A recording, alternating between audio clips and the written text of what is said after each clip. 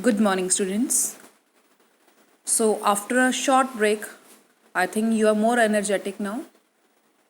Focus your attention on studies only and try to maintain regularity in your work. So, let us recall whatever we have done in chapter 1 of economics from the book Introductory Microeconomics.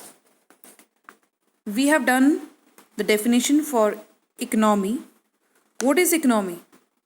So, from the picture, it is clear it is a system by which people of an area earn their living. So, by various means, whatever either they are doing a service or a profession or a business. So, by whatever means they are earning their living, that is a economy. Clear? So, then we studied the central problems of the economy. What are the central problems? The three central problems, that is what to produce, how to produce, and for whom to produce.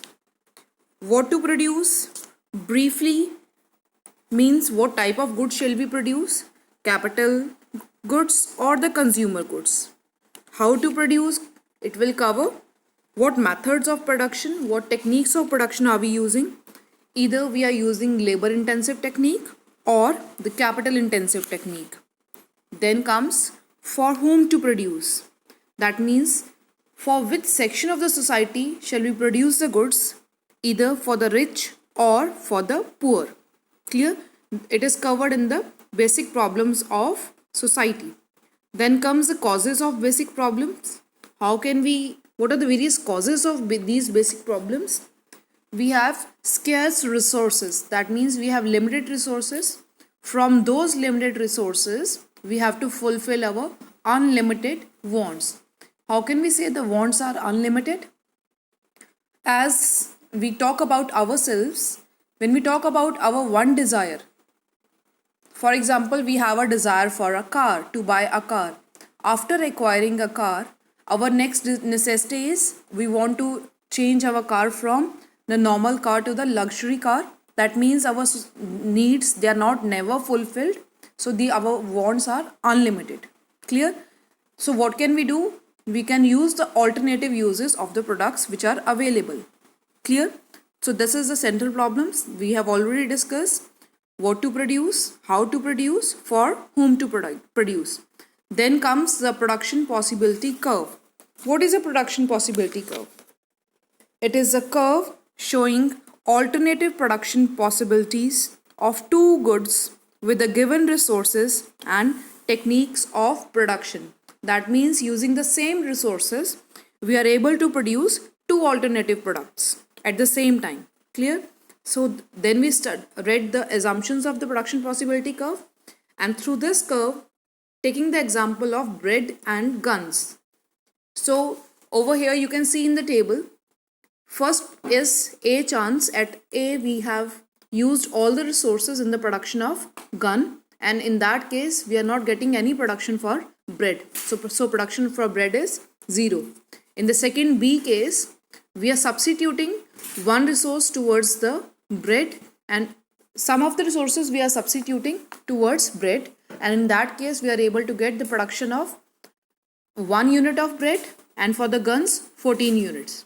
Similarly, for the C case, again we are shifting the resources. In that case, we are getting the production for bread as 2 units and for the guns as 12 units. Likewise, you can see in other cases as well. So after this, I am going to plot these points on the curve. You can see the curve. You can have two axes, that is x-axis and the y-axis. On x-axis, you can use the production for guns. On y-axis, you can use the production for bread. Clear? So afterwards, you can take the difference of 1 units each in case of bread, and for gun, you can take it as 2 units. Clear? After that, you can plot the points. You will get this type of curve.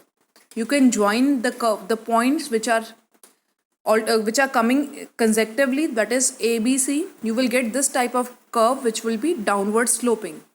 So and other points also you have plotted. You can put a dot wherever you have plotted the points and you can mark the point. Clear?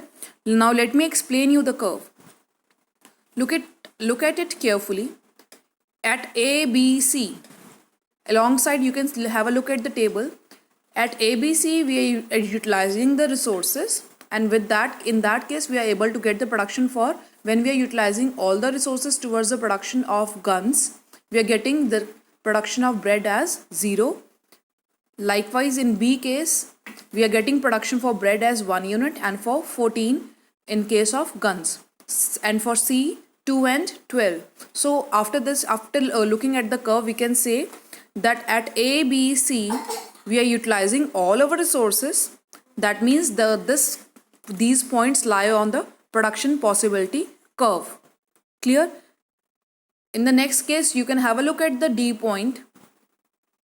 At D, you are able to get 3 units for bread and 9 units for gun. And for E, 4 units for bread and 5 units for gun. So you can see these points lie in inside the production possibility curve.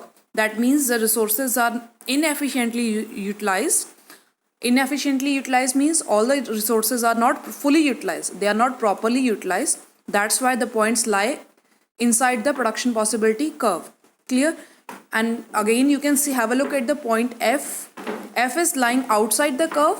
That means at this point there is no combination, and it is not yet attainable as it lies beyond. So these are not, it is not at all acceptable as this point lies beyond the production possibility curve. Clear? That means underutilization of resources.